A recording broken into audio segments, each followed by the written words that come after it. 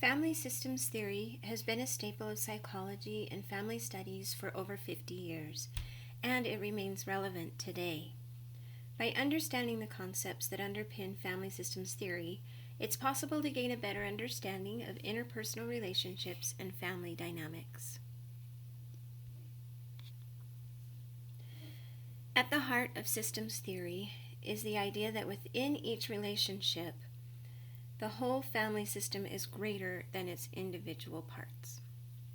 Each individual in a relationship brings with them a complex history. Like a cake, each ingredient, flour, sugar, butter, soda, salt, milk, or family member, are the component parts. The cake as a whole is of a different quality once blended together. An insignificant member, such as the baking soda, has the potential to impact the whole by influencing whether the cake rises or falls. Systems theory views the individual within the system that it resides in, since no behavior occurs in isolation. Emotional triangles.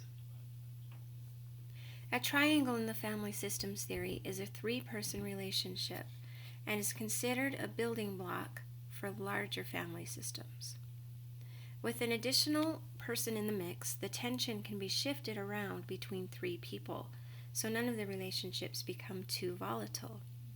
But when tension is high, it becomes more desirable to be the outsider. Though the triangle dynamic is seen as stable, it can be a catalyst for many familial problems. Differentiation of self. Within a family unit, every person is unique. In addition to possessing individual personality traits, people also differ in their susceptibility to being influenced by others or fall victim to groupthink mentality. The less developed one's sense of self, the more likely they are to be influenced by others. On the other hand, someone with a stronger sense of self is less influenced by others and doesn't try to push their personality onto other people. Though everyone is born with an inherent self, the degree to which someone develops their sense of self is dependent on familial relationships during childhood and adolescence.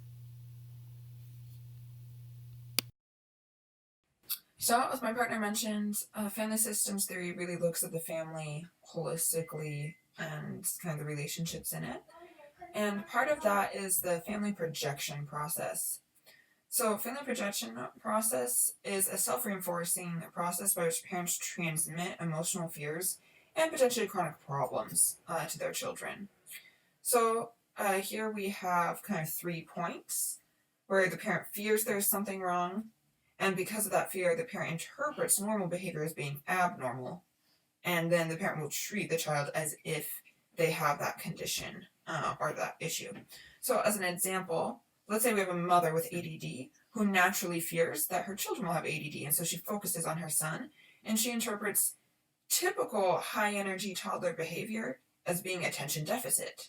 And so let's say she begins to treat him as if he does indeed have ADD, even though he doesn't, and so he develops ADD symptoms and has real issues with attention skills over the next several years and perhaps even the rest of his life. Assuming that he did not indeed have ADD to start with, that would be an example of the family projection process. So that's an interesting phenomenon that happens between parents and their children.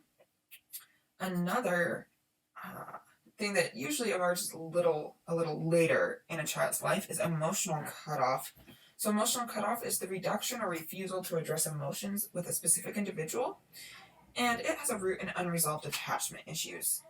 So the most extreme examples of this are disinheritance, either in, from the part of the child saying, no, I don't want anything to do with you, I'm disinheriting myself.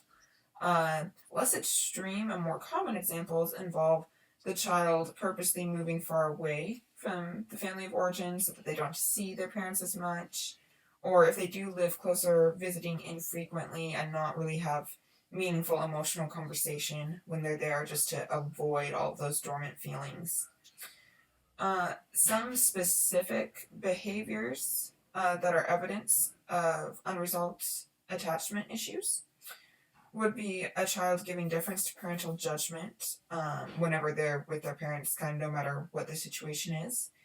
The child feeling a need to resolve conflicts between parents, and getting angry and feeling that the parent doesn't understand or approve of their lifestyle or decisions.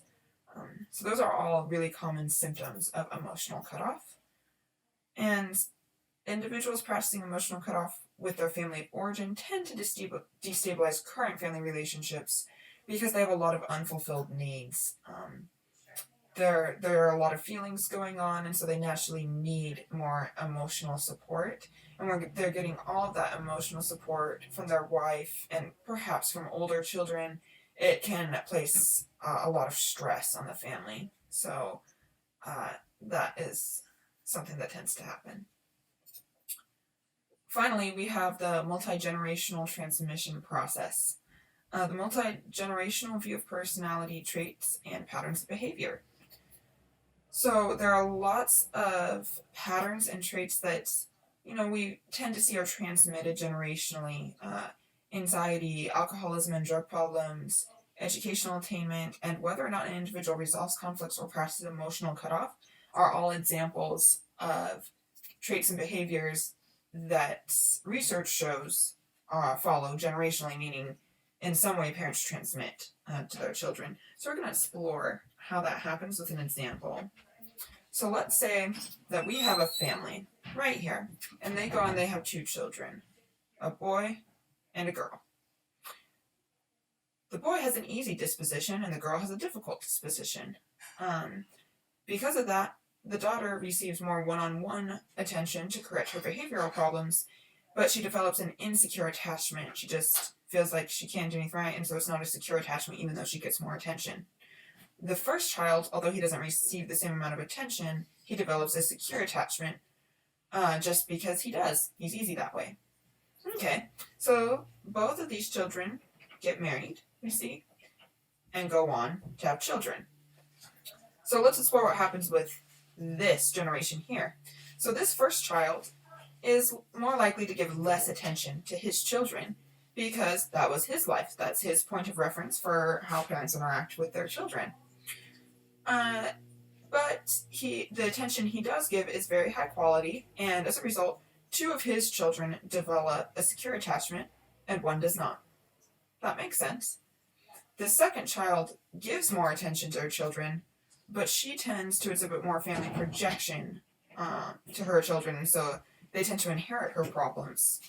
And she also occasionally uses emotional cutoff when she doesn't know what to do. So while both of these kids right here say they have a good relationship with her, the attachment is not as secure.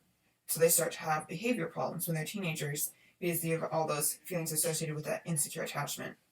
So right here is the example of a multi-generational transmission process where we went through and we looked at how each generation affects the next and how all those things play in with each other. And that sums up family systems theory. Thank you so much for watching.